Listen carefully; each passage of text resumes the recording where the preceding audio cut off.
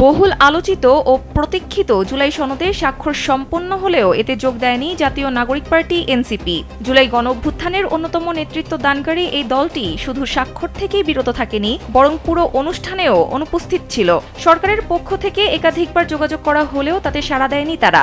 এনসিপির দাবি, সনদটি শুধুই একটি আনুষ্ঠানিকতা এবং আইনি ভিত্তি না থাকায় এটি জুলাইয়ের সঙ্গে এক ধরনের প্রতারণা।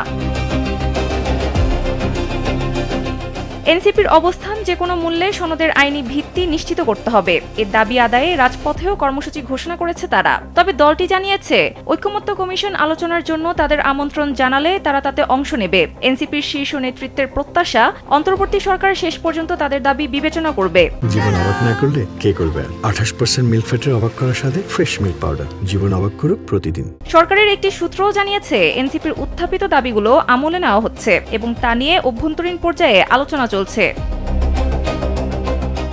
এনসিপি সূত্রে জানা গেছে, জুলাই সনদে অংশগ্রহণ ও স্বাক্ষরের বিষয়ে শেষ মুহূর্ত পর্যন্ত সরকারের পক্ষ থেকে যোগাযোগ ছিল দলের শীর্ষ নেতাদের সঙ্গে, কিন্তু তারা স্পষ্ট জানিয়ে দেন 3 দফা দাবি পূরণ না হওয়া পর্যন্ত কোনোভাবেই অনুষ্ঠানে যোগ দেবে না তারা এবং সনদেও স্বাক্ষর করবে না।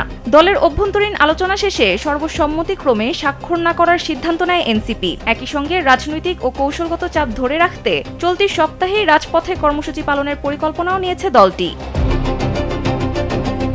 এনসিপির যুগ্ম আহ্বায়ক সারওয়ার তুষার কালবেলাকে জানান, চলতি সপ্তাহেই এই দাবিতে রাজপথে কর্মসূচি পালন করবে দলটি।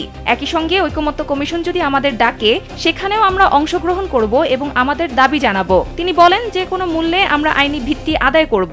যদি আইনি ভিত্তি দেওয়া না হয়, তাহলে আমরা স্বাক্ষর করব না এবং জনগণকে সঙ্গে নিয়ে তা প্রতিহত করা হবে। এদিকে সরকারের একটি নির্ভরযোগ্য সূত্র বলছে, গণ অভ্যুত্থানের সামনের সারির নেতাদের দল সনদে অংশগ্রহণ না করায় কিছুটা বিব্রত হয়েছে সরকার। শেষ পর্যন্ত তাদের জন্য অপেক্ষাও করা হয়েছে। এনসিপির পক্ষ থেকে আইনি ভিত্তি সহ যেসব দাবি জানানো হয়েছে সেগুলো আমলে নেওয়া হচ্ছে। সেসব বিষয়ে আলোচনার জন্যই মূলত ঐকমত্য কমিশনের মেয়াদ 3য় দফায় বাড়ানো হয়েছে। জুলাইয়ের প্রতি সম্মান রেখে আলোচনার মাধ্যমে এর সমাধান চায় সরকারও। সানজিদা ইসলাম, কালবেলা।